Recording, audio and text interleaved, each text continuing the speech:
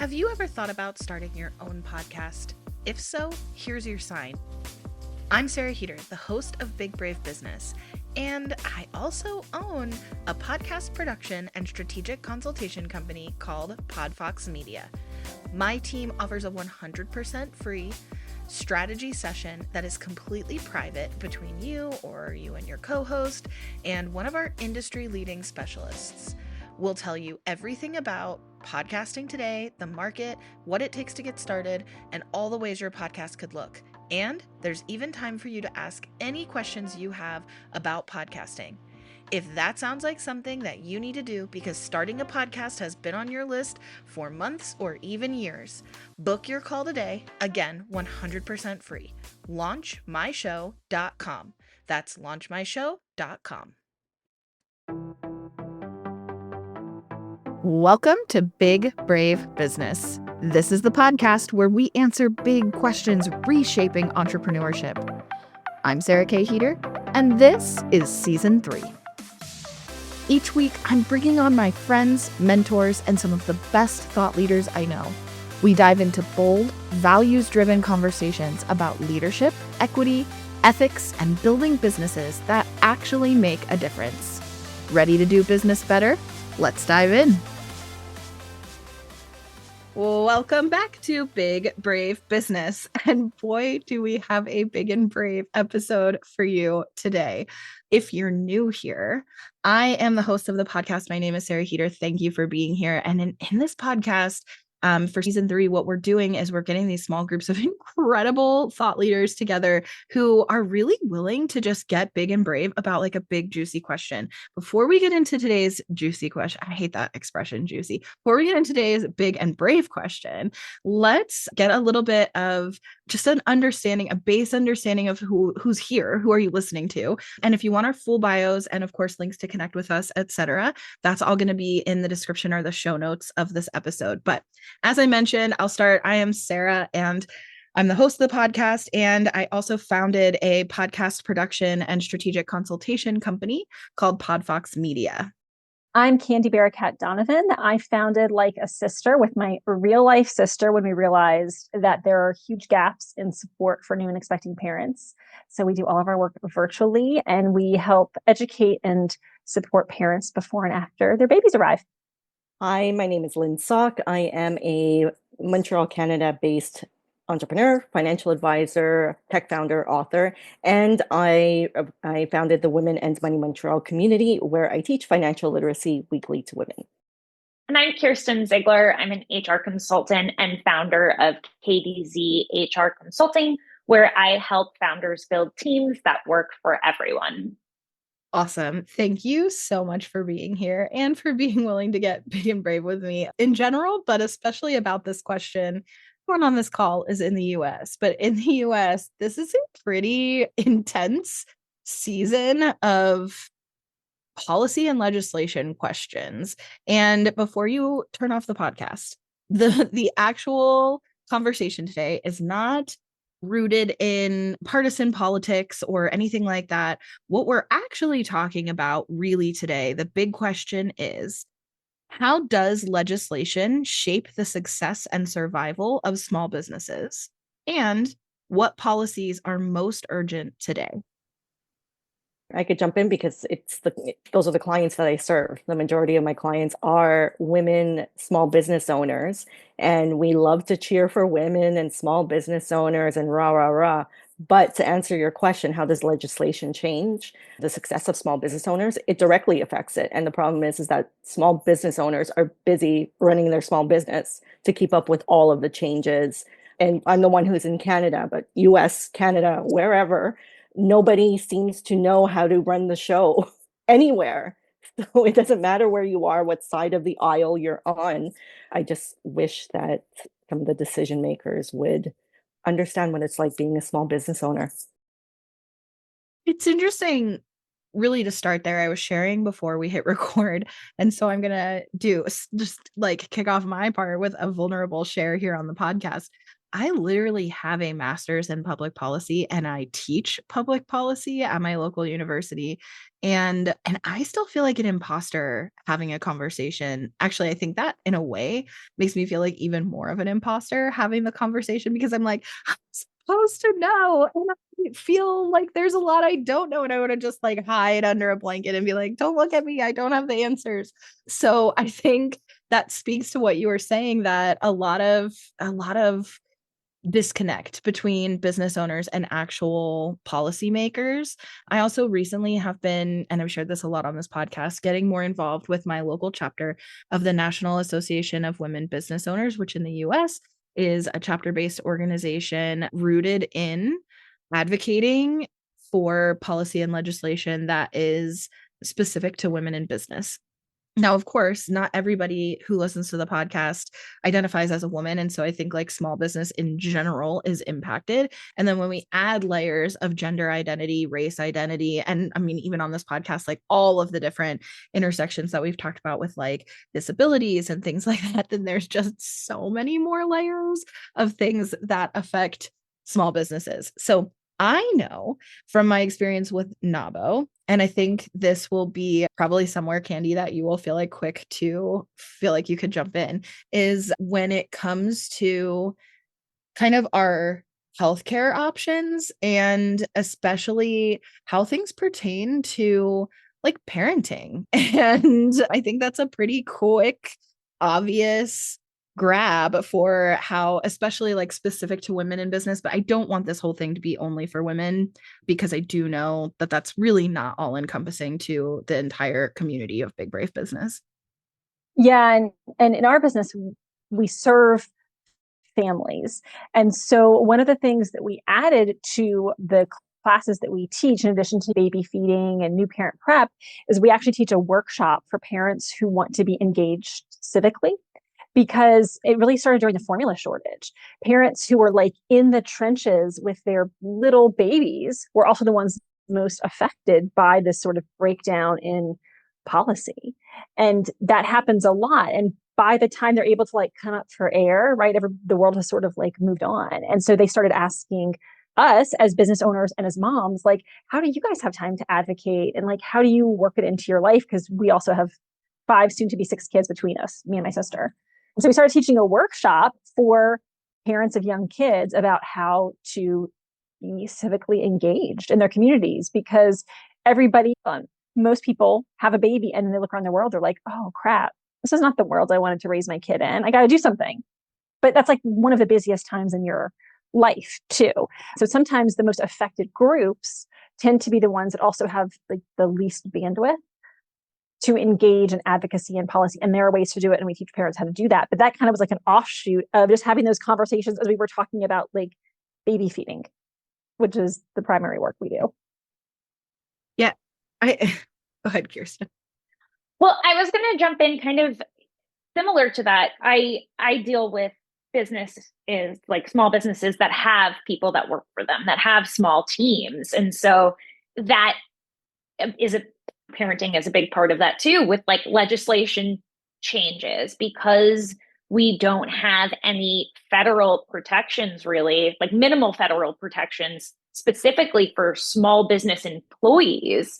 States have to take it into their own hands, which makes it an absolute nightmare for any business owner to deal with, let alone for any employee to understand what they are actually entitled to. I think parental leave is a perfect example when it comes to differing state to state on how it's handled, where you go, if you have any protections.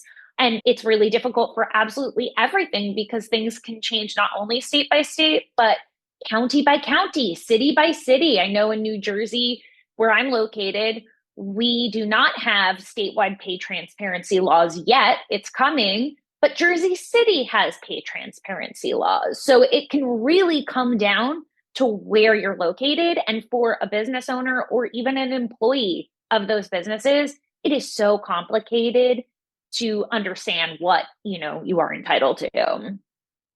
think you bring up a great point, Kirsten, because it's not even just state to state, but we can also look country to country. And I think for so many of us who are doing business online, which in this day and age, it's really, I think, pretty critical for most businesses to have at least an online component of their business. And that even comes down to like your marketing. So this international marketplace that we're all playing in is even more complex and complicated and nuanced. But I know for me, and this is something Kirsten and I have periodically messaged about in my own business, hiring is like one of the biggest ways this topic has directly affected my business. And I think as I was reflecting on like some of the things you all were saying, I was thinking about all the different ways policy actually has already touched my business, even though I want to put the like blanket over my head, right? Like the hood over and like hide from it. And especially to your point, Candy, being busy. I mean, having families, having friends, having health, and having also you're running a business or founders. I think having the capacity to be invested in policy is hard, but there are so many ways it affects. And I think hiring has been a big part of it. How do you manage all of the compliance things that need to be in place for hiring from state to state? And now one of my employees who already lives in another state is moving to another country, which like makes me even more stressed out. Like, how do I do this correctly? I'm talking about moving my family and therefore my business from one state to another, and then like where is my business then live? Like does it now, what does that look like the state to state compliance issues and country to country is like actually really overwhelming to me. I mean, I get that. And from a HR perspective, like I would recommend if you have team members, like hire someone like myself who could help you stay on track, educate you, help you stay compliant. I'm sure Lynn was probably going to jump in and say that about, yeah, I'll let you take it away about yourself. I was just going to say one of the beauties of having a business today. I've been in business for 20 years. 20 years ago, we were barely on dial-up internet. There were no social media communities, Facebook communities. So one of the benefits we have today is that we do have online communities for those who are solopreneurs, small business owners, where there isn't one place to check where how to do everything. I mean, especially like you were saying, Sarah, if you're moving, if you have clients in other states and other countries, overseas, how do you manage taxes? How do you tax someone? There's so many things, and not a single person in the world has all the answers. But what's wonderful today is that we have these online communities where if you don't know, ask and don't do it yourself. And when you do ask, also take it with a grain of salt, because as we know, on the World Wide Web, not everything we read is truth. So take it with a grain of salt, get the information, and then there are tools available to see what is factual and what is just opinion. I'd love to piggyback on that because on the one hand, the way you just described it, like it's really great. We have all these resources as business owners, entrepreneurs. But on the other hand, something I see a lot in our space is when you do have an online presence, there's a lot of pressure to speak up, use your platform, take a stand, have an opinion about a lot of things, particularly things that affect your clients. And I'm seeing a lot of other people that have their own businesses doing this like mental calculus of how open and outspoken am I about my values? Am I going to be maybe keeping certain clients away if I share too much about my own perspective? And it's a really tricky thing, I think, to navigate. I don't know if you guys have ever experienced that. For sure. Yeah. I have, and I've actually lost a couple of clients because I wouldn't stand up for, and I'll just say it. It had to do with the war over in Israel and in Palestine. And the thing is, I am someone who is extremely inclusive. I talk to absolutely everybody. I don't care, because wherever you come from is not who you are as a person. And I've lost a couple of clients because I would not stand up for one side or the other. At the end of the day, I need to secure a roof over my family's head. I have to make sure that there's food on the table. I treat everybody with respect. And I'm confident in my own skin that if I'm pressured, or someone says, why don't you take a stance? Listen, I'm just not going to go there if I don't want to, and I don't have to explain it to anybody. I have a job to do. I have a community to serve. And if I feel like speaking up, I will. If I don't feel like speaking up, I won't. It's as simple as that. Yeah, I think I respect completely where you're coming from. And I think that that specific issue is one that, and we talked about it on this podcast in an episode last year with Tristan and Briggs. If you want to go back, listener, and into the archives from last year, we talked specifically about like the pressure of speaking up and when to speak up and when not to speak up. And I think specifically around the Israel-Palestine conflict. I hate even calling it that. I know that just labeling it in any way is going to be tough for some people, but we all know what I'm referring to. And I think that sometimes, and this is where I really feel strongly about like that one specifically is a great example, because most people don't actually know enough to be reliable resources to stand up and take a stand about something. And then they take a stand because there's pressure to show up a certain way. But I think sometimes that can even be more detrimental. And I'm gonna like pivot and use another, it's gonna feel like a weird tangential thing, and then I will bring it back to business. But for example, I don't know if you all know the reality show, I think it was on TLC, I Am Jazz, and it centers around a young woman who is a trans woman, and she was a teenager at the time that the show was like, I don't know if it's still on, whatever, but anyways, at the time the show started. And so it was about her, and it was about her family, and it was about her identity, and just kind of like a TLC reality show showing her life. And one of the things she had shared in one of the interviews of the episode is that as supportive as her grandparents are, they're also very outspoken because they want to show that they're supportive of the trans community. And sometimes because they're not like great authorities on what they're talking about, and they come from a time and a background where they are much less educated on the nuances of things, they use terminology or language that actually could be harmful to the overall cause of like making the world safe and inclusive for trans people. And so that was something that Jazz had shared, like they had great intentions, but actually were harmful through the way that they were speaking up at times. So all of this to say, I think that the pressure to speak up, the pressure to be on the right side of history, the pressure to attract the right people, to alienate the right people, I still need to pay my bills. I don't want to like alienate clients. Also, I want to listen to attraction marketing. And I know that like alienating some clients is actually a good thing. Like I want to only work with the people who I want to work with. Also, it's more important to me to like make the world a better place than it is to pay my bills, but I still have to pay my bills. Like that still has to happen. I live in capitalism. That whole thing is like, it's a lot of pressure. And then in addition to that can all make us contribute to making us want to just put the blanket over our heads like, no, I don't want to do this. But also there's so many ways where we like have no choice. And I do want to talk about this because I think it's easy to kind of think, especially if you're in the earlier stages, like I'll say first 5 years of business, because I'm at 5.5, so I feel pretty confident in this. But I think in the first 5 years of business, it's easy to say like, I'm just going to put my head down and work.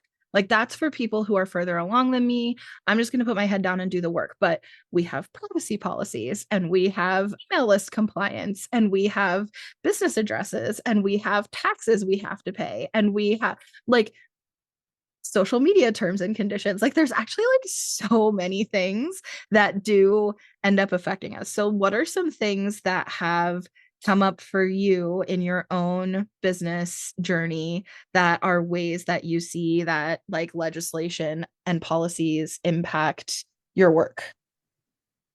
Mine is mostly around, I would say, so I'm a solopreneur, right? And I early on, like the first thing I did when I started my business was I reached out to a lawyer to set up the business for me because I was like, I know nothing about this, right? Like, and then I got myself an accountant. And so like I feel supported from that side because those are things I'm not going to do learn everything myself, right? So I had to, I feel like pick and choose where I can like outsource or do it all myself. And it's great because my accountant then sends updates like the BOI, right? Like you know, how it was.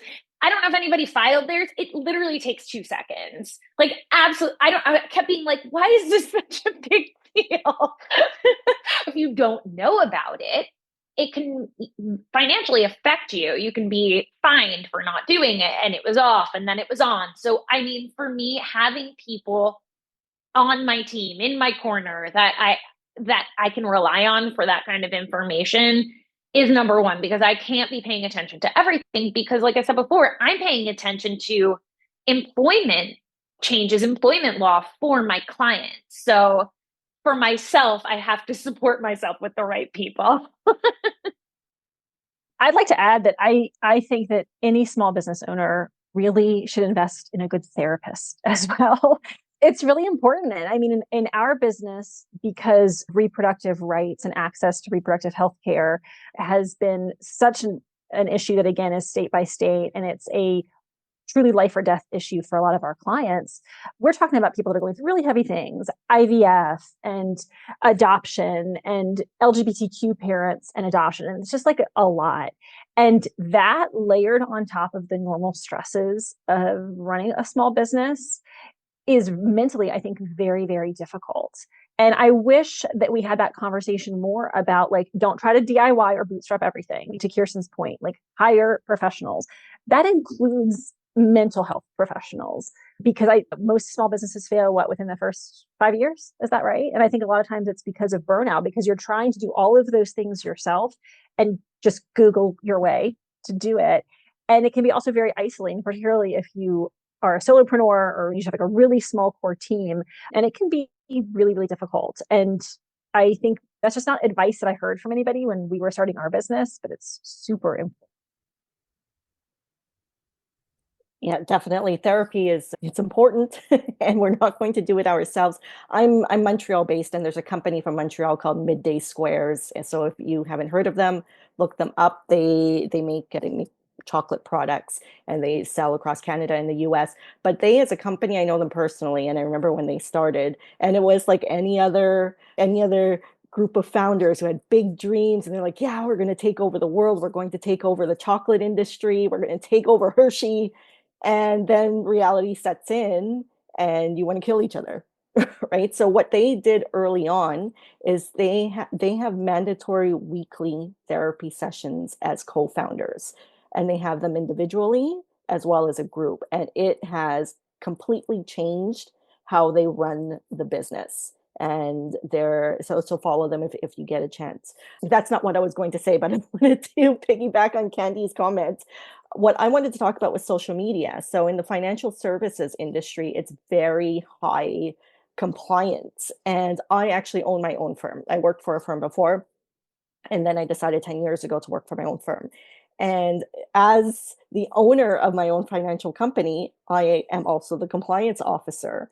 And I remember when I started being active on social media, it wasn't very corporate at all. I'm the expert at explaining financial jargon in comparison to food. I use a lot of food analogies and humor. And I remember advisors and people from some of the big financial institutions would slip into my DMs and say, hey, that's not very compliant. That's not this, that's not that. According to who? So in Canada, the financial services industry is regulated by province. In the US, it's by state. So really, as someone in the industry, all I really have to cater to is my legislation in my province or state. And there is no the legislation is very easygoing. It's be truthful. don't coerce people. Be a good logical professional, and don't get any complaints.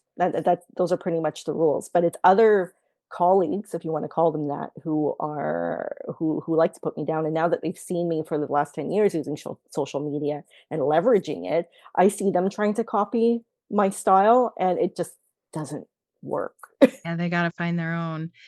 So I actually did want to talk about copycatting. So I'm going to bookmark that for a second. And I want to say, yeah, the licensing thing, though, compliance with a license is something that has come up in my line of work as well. Not for myself. I don't have any licenses I have to answer to. Like, I can pretty much do what I want, say what I want, write whatever I want on the internet. And the only repercussions are like social for the most part, as long as I'm meeting the standards of the platform I'm posting on, right? But so like I have pretty much freedom to say whatever I want. But I work with a lot of clients who have various types of licensing. And when they're doing podcasts that they kind of can get carried away, or a guest can get carried away, or whatever, we do sometimes have to help navigate that, like on their behalf as the editing team managing their content, to make sure that we're helping protect their license, that like, oh, nope, you can't say that, like taking that section out. So that has been an interesting thing. But I wanted to say the copycat thing, I think, is another way that I think some of this stuff does affect a lot of people who are doing any kind of marketing online or any kind of content creation or digital resources. We see this a lot where like people's work is getting stolen, even people who write books, right? Like finding out that their books were not authorized by them, were being used to train AI models. Even if they had explicitly stated that they did not give consent for that, then their books were still taken and used. But I saw someone describe it on social media as like, my life's work was stolen for XYZ, right? Whether we're talking about like BitTorrent type downloading, or using it in training AI models or whatever. And as like the Napster generation, I think like we've all in a certain capacity contributed to like stealing from someone's life work, right? So this is an interesting thing, because as people who are finding creative ways to run businesses online, putting work out there that could get stolen is also a thing. And as AI models are becoming more and more prevalent in society, these like generative AI models, I know a lot of people's fear in using or adapting that technology has to do with like, wait, it's going to steal from me. But also, even if you don't use it, it could still steal from you if you have anything on the internet at all, including an ebook. So behind a paywall, it doesn't matter. So that is like, I think, another layer of this that I definitely wanted to make sure we address, that affects all of us. So interesting, because I think most people frame it the way you did, which is, I'm really afraid my work is going to get stolen. But I use a lot of AI and I teach other folks how to use AI. One of my other hats I wear is as a political social media consultant. And so we're using AI in a lot of different ways. And I think we should actually also be concerned about stealing other people's work inadvertently. Because what a lot of small business owners don't realize is that because it's scraping basically everything that's out there, right? Even every type of large language model processing tool, is that if there's not that many people talking about the same topic, right? That it is very possible that you can get what seems like a response that's been generated sort of generically. It's actually pulling from one specific creator.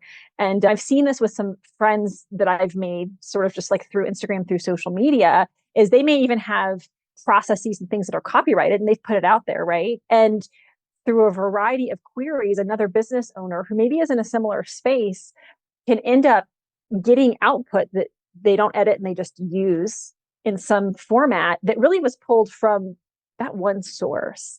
And so I think we all have to very quickly become more conversant in using AI, because it's a great time saver. And I think it's disproportionately used by small business owners, women, marginalized groups. But that being said, if we're using it to create content and we're not using it as a partner that we're having more like that, like that we're bouncing ideas off of, it's absolutely happening that people are inadvertently stealing content. And then they're being accused by another real person of plagiarism, which is exactly what it looks like, right? Because that is what happened, even though that wasn't maybe your intent. Okay, so far what I'm getting from this is get a lawyer, get a therapist, podcast done. No, I'm just kidding. So yeah, I that's such an interesting thing. And I'd given that thought to like generating any kind of art, for sure, that's definitely blatantly stealing from other people. I'm not an artist. I don't know how to like create that. So it's taking from someone else, for sure. And in that context, I had given it thought, but that is so interesting to think of it in terms of it could be ripping off a specific, just one source and spitting out an answer back to you. How interesting to think of it that way. And something to definitely increase kind of your understanding of how it works and how to check into the final product content that you're then repurposing as your own. Very interesting to consider. I think too, there's a lot of people who are using AI or whatever various project that then there stands the question of what rights do you have to the content that you created with the use of AI as a support tool. So do you even have copyright over that? Like, and what are the privacy concerns with using AI? I think privacy is like a big thing for me that just continually comes up with how legislation and policy impact small business from where I'm sitting. Is I think there's a lot, as we do more and more business online, there's a lot, but not even a physical business. Like if you're collecting anybody's personal information, payment information, etc., then there's privacy concerns that we just have to give thought to. And I think it's kind of easy to just go into the mode of like, I just need to collect money so that I can pay my bills. Like, but yeah, there's a lot of layers there. Anyways, I think those are some other things that come up for me around AI. If you look at the decision makers, have you ever watched Congress grill like a Mark Zuckerberg? I mean, they don't know what's going on. So when it comes to policy and legislation, like these are the people who are deciding, you know, privacy. Yes. They don't even know the first thing about social media. And that's an issue because they're the ones who are making the decisions that affect mainly small business owners. Because if you are a scalable company and you're a large corporation, you could hire the lawyers, you could hire the team. But when you're Mr. and Mrs. Smith who own a pet grooming business in Idaho, you might not have the money to hire a lawyer to help you out. Especially on day one. You actually pose an interesting point about who's making those decisions, because I think too, we have to add the representation factor, which is that not only are they not knowledgeable on all the different types of business, but they also have a very specific lived experience. Like I think that, I don't know the statistics in Canada, but I would assume that they're similar, although I think the US is like ranked very, very low globally, but as far as representation goes and diversity in Congress, but like our elected officials who are making these decisions are disproportionately super old, white, heteronormative, cisgender men. And like getting older, like that age is just like getting older. It's actually really wild to watch that happen. And therefore they don't have the perspective that like a childbearing person might have, or someone who's putting their kid into daycare today might have, or somebody who, and I think of course there's an earning level that needs to be taken into consideration too. And I find this, we talk about this a lot on this podcast with like kind of the guru business coaches out there who are kind of like the big names that are more like celebrities than coaches per se. And they talk about like giving advice, but from the perspective of someone who makes like hundreds of thousands of dollars a month. And it's like, okay, the person who's starting a business to like figure out how to make rent on the first, like their lived experience is just so disproportionately different from that. And so when the people who are making policy decisions also are completely removed from that, that feels like a problem. We saw this in the US when there were some legislators who have small kids, and one woman in particular who had a newborn and wanted to be able to vote remotely, not have to come to the floor to vote. And that was struck down as an option. And so we are physically based in the DC metro area. So we were following this potential government shutdown recently very, very closely. And she flew back with her infant in order to be able to vote. And so I feel really strongly that even though we're a values-based business at Like a Sister, we're very like loud and proud about where we stand because we have a very vulnerable population that we're working with. But I do feel strongly that even if you choose not to do that, that we should all be advocating behind the scenes. It's distressing to me to see, especially women small business owners that are voting against rules and regulations and policy that allow more women to serve as legislators. And it's crazy to me to think about the fact that there's so many people out there voting what I would consider against their own self-interest when they are themselves moms running businesses and that kind of thing. So I would hope that small business owners, even if they're not being really loud about their advocacy, are trying to do something behind the scenes to make things more equitable and accessible for the very reason that you mentioned, Sarah, that we're just not well represented among our legislators right now. Kirsten, I know you wanted to say something. Yeah, and well, kind of talking about everything we just talked about, like the social media aspect or standing up for things that you believe in and that fine line we were talking about, like when do you? I went through that struggle also, and something I had to consciously make a decision on was I can't give my opinion on everything, right? And I'm also not an expert in most areas. And so what I made a decision to do was speak on what would affect my audience, right? Like, so what would be helpful? Because I don't like complaining for the sake of complaining. Like, I like solutions. And so I can't remember which tragedy had occurred because there have been, unfortunately, just so many recently. But one tragedy over the past few months happened, and my newsletter was about how to support your team members during times of grief. So I think that, like you were saying, Candy, there are things we can do behind the scenes to support not just for legislative purposes, but like our communities too. Like, we have the power to do that as business leaders. The other thing I wanted to say was talking about the representation piece and the people that are doing the decision making, how convenient that DEI is illegal now, right? So as an HR professional, I had to join a Zoom in January, led by an HR organization, basically saying, okay, guys, like, no more DEI. DEI is canceled. Everything's merit-based. You could be investigated if you use the term equity. And like, to me, that was so infuriating. I actually logged off the Zoom halfway through because I was like, I can't hear this anymore. Like I got into this business because I believe in equity. And so that was something I decided on my Instagram to speak up about, how I believe in equal pay, equal rights, equality for all. I think that picking and choosing where your zone of genius is, and there is something you can apply that to when it comes to advocating or speaking up, I think. I really love that, because that's the opposite of the sort of performative activism I think we saw a lot in the 2020 Black Squares era that really led to nothing.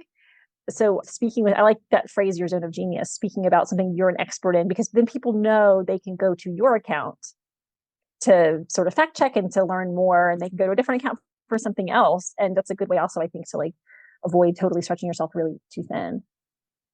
Yeah, I completely agree with that. And I think you really summarized a lot of things in that. We did an episode at the end of season 2 that was sort of about the rise and fall of DEI and when is DEI performative. And I think I was with Noelle Johnson. So if you want, I think her last name is Johnson. So if you want to go back and listen to that one, recommend it. But I think you really captured so much of that in what you both just said. And I think DEI, I wanted to mention this too, because this is in this year, this is a big thing, right? And also the misconceptions around how things affect us, because what you just said of you're going to be investigated for using the word equity, that's such fear mongering that doesn't apply to most people. That's not at all what's going to happen for most of us. We can say equity until our face turns blue, and literally, I mean, I don't want to say no one cares. Some people might care, but nothing's going to happen to you governmentally at the time of recording this, I guess I should say. So what I think is interesting, though, is basically DEI programs were eliminated in the US from federal government based on executive order. And the demand was that funding should also stop for any DEI based grant funding. Now, this is an interesting thing because as a result, what ended up happening is so many corporations canceled their DEI programming. Now we have a permission slip. We don't have to do this anymore, which, to your point, Candy, number one, that proves that it was only performative to begin with. If you only had it because that's what the politically correct thing to do was, and not because it was the correct thing to do, then you already missed the boat. You already missed the point on it. And then the secondary thing there is that Okay, so really the situation is, how is it going to affect your opportunity for funding? And I know for me personally, I don't receive federal funding, so it's easy to say like, well, in my direct business that doesn't affect me. However, if I wanted to pursue government contracts, then disproportionately that's going to affect women and people of color and people who served disabled communities and anybody who's working to promote the well-being and like safety and inclusivity of like any marginalized group. And that's so frustrating because it's like, then great, we'll just give all the contract money that's available to people who aren't trying to support people. Like, that's frustrating. My opinion is I think that chilling effect was part of the purpose. But there's this trickle down effect because even if you work with a very small locality, they may have federal contracts, right? And they don't want to risk their federal contracts by partnering with organizations that have too much of a focus on DEI. Let's include the A for accessibility. And so there was a lot of proactive sort of rolling over. And in many cases, I mean, I like live again in the DMV. So it's like the land of federal contractors. A lot of companies went ahead and in compliance with that because they're trying to save jobs. And that goes down all the way to the like hyper local level. So we may, as small businesses, even if we're a business of one, be affected by that because it's just this like hands off, like I don't even want to touch that because we in some other way are connected to the federal government. So it's really concerning. I wonder though, with all of these layoffs happening, especially in the government, in with contracts with the government, right? Like it's not just DEI. There are tons of layoffs happening. Will we see the uptick of small business owners who are going completely against the reasons they've been laid off? Like I think that could be a very interesting thing that may happen in the next few years. I completely think that. And I think that that's been a trend that was in the works anyway. And then I think adding the layoffs adds a whole layer of that. But I'm curious from an international perspective too, like, because the mass layoffs in the United States, of course, do affect the world, but that we're specifically talking about layoffs affecting the trend toward entrepreneurship in the United States. And so I'm curious, like, what do you think about the trend toward entrepreneurship? Well, what's funny is that on Sunday, I moderated a panel at a local university, and it was about inclusive leadership. So if you can imagine, this was like the finance department. They were all going for their bachelors, and it was for women in leadership, so young ladies in leadership. And I've been an entrepreneur all my life. So that's my unfair advantage where I've never been in a corporation and I was a young mom. So if I wanted to make any kind of money, I was a young mom, wasn't educated. So if I wanted to make any kind of money, it would have been through business. And I share that that's my unfair advantage. And but the advantage that I have is that when I take a look at my community, my women in Montreal community, we're over 2,000 members, completely diverse. I mean, if you ask me, and not like I didn't go for a DEI grant. We have them here in Canada as well. I didn't do it to apply for a grant or get funding. It's because I literally talk to everybody. Like everybody is welcome. And my mission is that it's kind of wishful thinking. What if we get the message out there?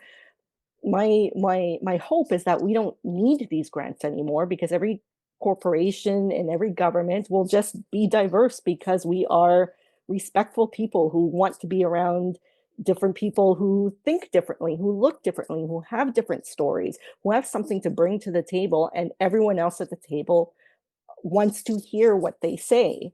And it is possible because there are communities, groups, governments that are like that.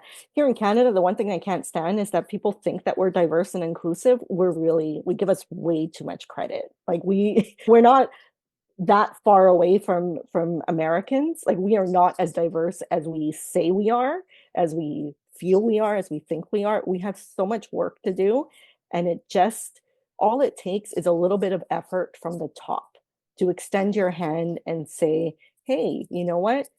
No, you didn't graduate from university, but what's your experience? What could you bring to the table? How could we make this better? How could we help you succeed?" Isn't that what the Canadian and American dream was? Isn't that what small business was? And now it's like there's all this red tape anywhere, like at least in North America, to make that happen. It's as if who's speaking for us? Lynn, what I like about what you do is, and I'm sure you know the stats better than I do, but I have read that when women have access to money, funds, they are disproportionately over men going to use it to benefit their communities. And so making women wealthier and financially more fluent, I think is a really amazing thing, because we know women do good things with their money. Yes, but we don't do it enough. So collectively, we will. So I just did this. I just pulled these stats like in the last couple of weeks.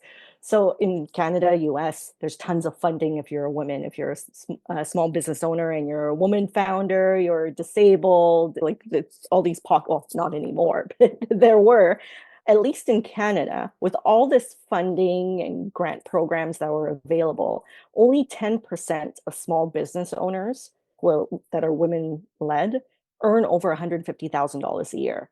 And that's just not enough that might be enough to maybe support your household if you're dual income, but that's not enough to make a huge impact because it takes money. And this is kind of the limiting belief I find a lot of women in general have, whether you're a salaried employee or you own a business. There's like this negative connotation with wealth. And in order to make a big impact on a large scale in the world, you need money. I mean, and when people say, oh, no, you don't, you could give with the kindness of your heart. Of course you can. But if you speak to anybody who serves, who works in nonprofits, who gives back, they will tell you the first thing, we need money in order to keep this going. So if more of us actually embrace that, those of us who are capable of building scalable businesses and become the millionaires and the multimillionaires and the billionaires. Like nobody needs to be a multimillionaire personally. There's not a single person who needs to be a multimillionaire personally. Nobody needs to spend $600 million on a wedding. I'm not going to name any names, but imagine like that single-handedly could eradicate poverty in the world. You know what I mean? So if more of us women, and I do believe that it's up to us collectively to believe that we could do that, that's when we're going to see major change. I want to jump in there because I love so much of what you said. You like really speak to my heart. And I think this is why like the online connection is so easy with you and with all of you. I think I would say for me personally, that line is like 100 millionaire. I feel like nobody needs to be 100 millionaire with the way that rising costs are, etc. There's just such a far cry from a multimillionaire as in somebody with assets totaling 2.5 million compared to like 60 billion, right? Like there's just that's not even in the same stratosphere. Like that's just completely different.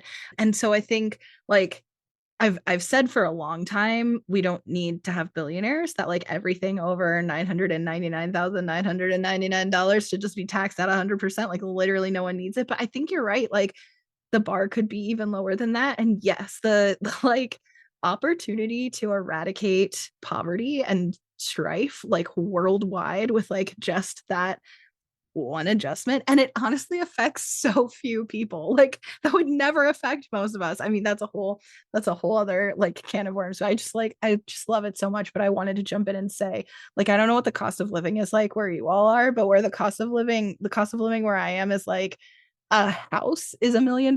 Like that's just where we're at. I don't own one for that exact reason. Like it's like just not, unless you already owned it, it's just really not feasible. And then even if you did, the increase in property taxes is killing you, right? So I think and this is where all of these different layers end up actually affecting our businesses, because when things like that are going on, like our access to housing and where we live, that's going to affect our access to what resources we have available. We mentioned on this call a few times, like Like there's so many resources for small business owners.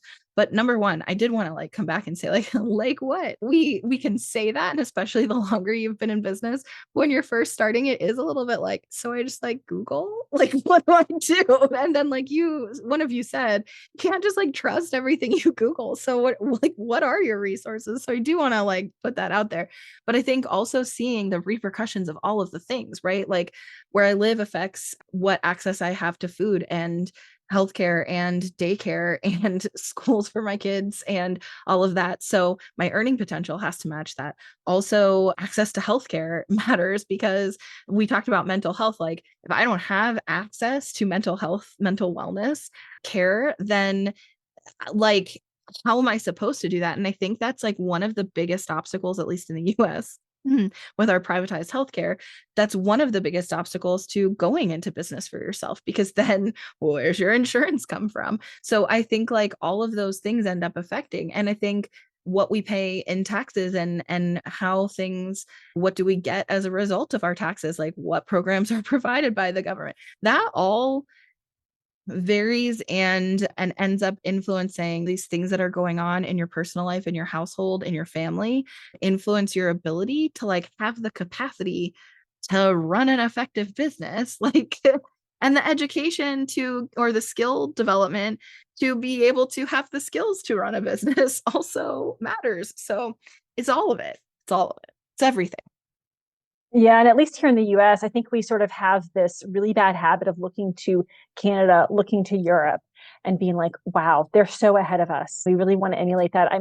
I'm in a field, the sort of birth, baby, pregnancy world can get very, very what we call like crunchy. And there's a real wellness to right wing pipeline that would make a whole other episode, right? But one of the things that I see a lot of moms, and I get it because I am one, is talking about how food is safer in Europe, education is better in all these other countries. And I think the piece that we're missing is that we're talking about places that have family leave policies, that have greater oversight into their food supply, greater regulation. They have universal pre-K programs, right? And so we like to hold these other countries up as great examples, but the piece that we're missing are all the things that would be written off as sort of like socialist here in the US. And tax dollars go to fund all of those things. And so I think particularly if you're listening to a lot of influencers or people on social media, you tend to hear just one side of that argument. But I think we're seeing more parents now advocate for the other piece of it, right? Which is also the laws and the funding that undergirds those great results that a lot of us sort of see held up as like the gold standard. We pay a lot more taxes up here. So that's why we're able to fund those programs. Look, I mean, we have the same debate up here. So my husband is not the father of my children. So I was married once and remarried. So I have 4 children, and I had 4 children with my ex-husband. We divorced, and I married my current husband, who has no children, and he's older, so he's not going to have any children, at least not that I know. But he's been paying into parental leave off of his salary. And this is a benefit that he will never realize, like he'll never use it. So we have that argument up here as well. What am I, as people who are paying more in taxes, that's the big complaint. What do I pay taxes for? Like our roads are crappy and our healthcare system is crappy. We could always look elsewhere and say, oh, the grass is greener over there. But I think that's just human nature. We always think the grass is greener somewhere else. Like where I live, a lot of people go to Florida. Like we have snowbirds that go for half the year. So people up here are always like, oh my God, Florida, we want to go to Florida. Well, Florida's expensive. Florida's expensive. It has the highest insurance premiums. It's the state with the highest insurance premiums in all of the US. So sure, you could go to Florida, but not if you're making $100,000 a year. You know, you need to be able to sustain that lifestyle. So no, the grass is not always greener. And the people that we know who go to Florida are very successful business owners, and they can live there for half the year and here for the other half. So just be careful. Yeah, I'm watching the time, and so I don't want to like go too far down this path, but I do want to say, I think what's so interesting is I was just looking up at some of the differences in our tax brackets, and of course, none of the tax structure is simple in either of our countries. So just doing like a straight comparison is pretty near impossible. But actually, I would go so far as to advocate from like some pretty basic Googling. I don't think you do pay a tremendous amount more in taxes. You have fewer deduction opportunities, but I think that actually, like, the biggest thing that I would say feels different is that I think that, and I'm sure you're seeing the increase in your cost of living as well. Like, we all are, like, we're all seeing that. But I think that what I would advocate, and this is my personal opinion, but is that more socialized programs for like basic human rights actually drives down the general cost of living. So when you say like, oh, Florida's expensive, well, if the cost of living in Florida was lower, then you could pay higher taxes, right? So I think like all of those things matter. And this is where I think like privatizing everything in the United States only benefits rich people. And everybody else is going to struggle with accessing things that are private. And so I think like this big advocacy in the United States for like it all needs to be privatized. But of course, that is going like into actually like politics, because that's my personal politics. But I want to kind of wrap this up with like one thing, which is, well, I guess there's two more things, but one thing is in the spirit of sharing resources, if somebody's like, okay, you've convinced me I need to care about legislation and policy that affects me as a business owner, but I need resources. Like, what is one of your favorite places or a couple of your favorite places to learn more other than hire someone great? Like, I get that. But other than that, what are some other of your favorite resources that you would recommend to people to be able to learn more? One of the things that I think is super helpful is signing up for legal newsletters. And so like finding law firms that do like email blasts. You can sign up for individual states, you can sign up for certain, like I have a blast for employment law for multiple law firms. I also follow a bunch of like employment lawyers on LinkedIn that write newsletters. So to me, like maybe not hiring those professionals, but still relying on their services and having them in my network, that has been so helpful for me because it puts it in front of my face. It's a good one. For me, I watch the news every morning and all of it. So Exhausting. I don't want take it with a grain of salt. I could watch the news all day long and not get angry. Well, maybe there's some moments here or there, but it's part of my morning routine. I get up in the morning, make my cup of coffee. I'm not a social media person in the morning. And just to know what's going on, what did I miss? What's happening? And I watch all of it. So everything from Fox News to Canadian news to BNN in the States, BNN Bloomberg in Canada. I watch overseas just to keep up to date with what's going on in the economy.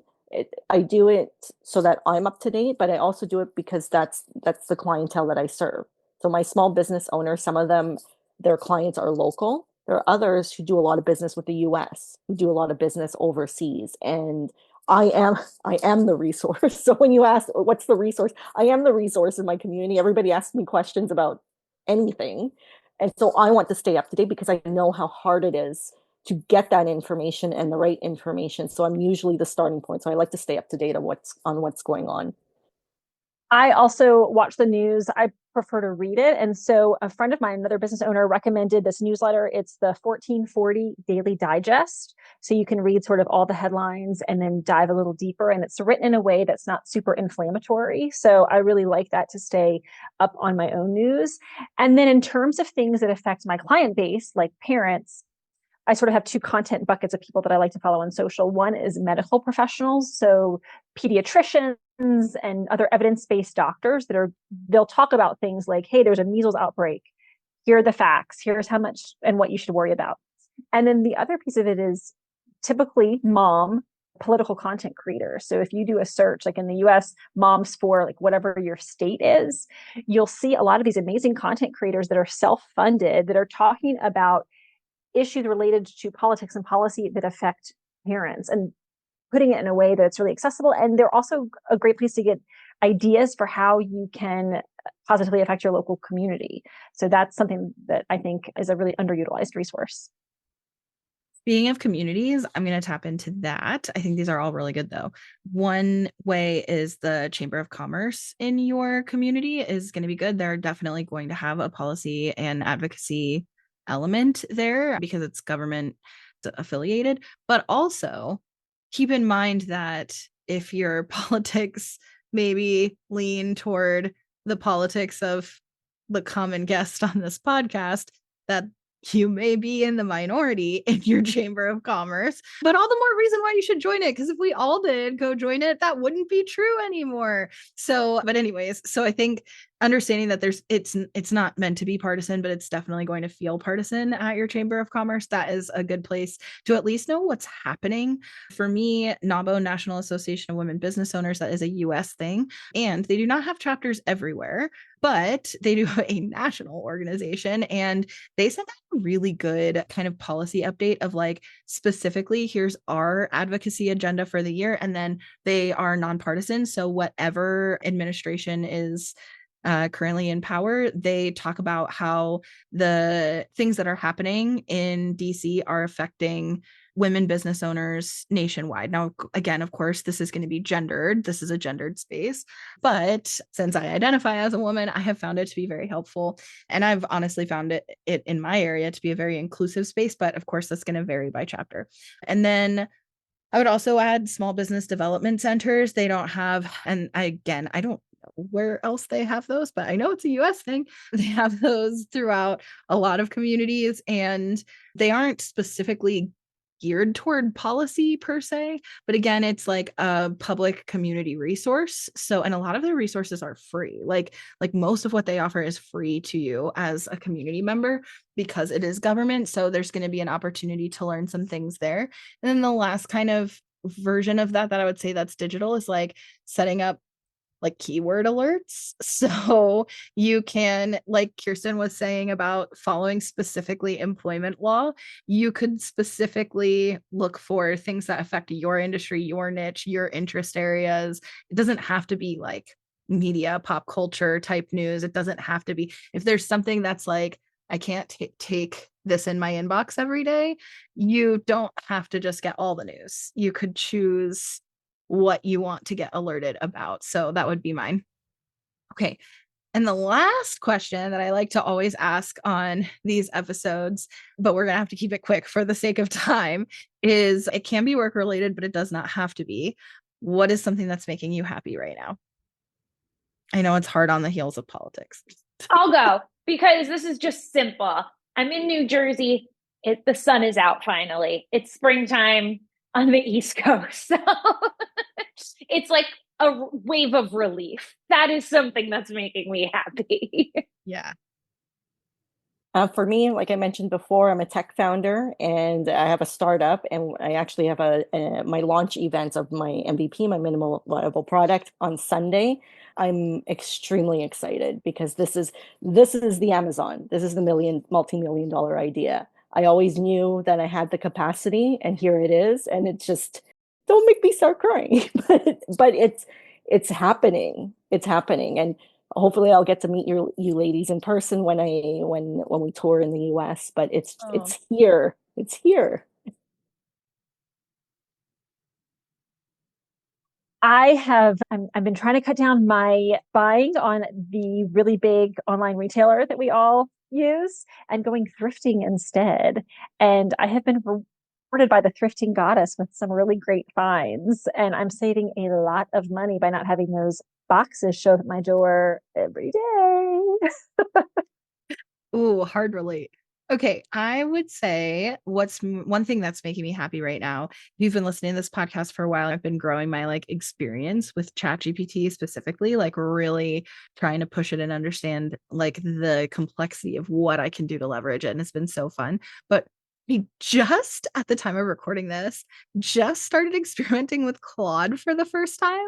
And at first I felt like I was cheating on ChatGPT, but like Actually, I'm so in love with the ways they work differently. I'm so in love with it. So I am a brand new Claude user at the time of recording this. Of course, by the time it comes out, I'm gonna be like, oh, I'm on to the next thing and amazed that I'm amazed by. But like, it amazes me. So if you have not tried Claude yet, especially if you feel a ChatGPT loyalty, let this be your sign to try Claude. It will amaze you. So thank you all so much for being here today and for digging into this like difficult but fun topic with me. I think that honestly, we need to have more conversations about it so it feels less intimidating and it feels less scary. And I think that like friends like these, right? Like the more friends that you have who are like, "Oh, I'm a political consultant on the side," or like I literally like help people with employment law compliance, or like, yeah, this is my life's work. I'm the go-to person in my community that everyone asks about this. Not everybody feels that level of, I don't know, like legislation competence or like literacy. So yeah, like friends like these, you just like hang out with people who are wanting to have these conversations and are open to having these conversations and start talking about it and exploring what you think and how you feel and how you can get involved. But the only way you're going to know how you feel about things is to have the conversations and the dialogue about them. So thank you so much for being here and meeting me here in this big and brave place. And I just appreciate you. And I'll just reiterate, if you want to connect with any of us, all of our information is, and our links are in the show notes and the description. But thank you so much. And to you listening, I will see you next week.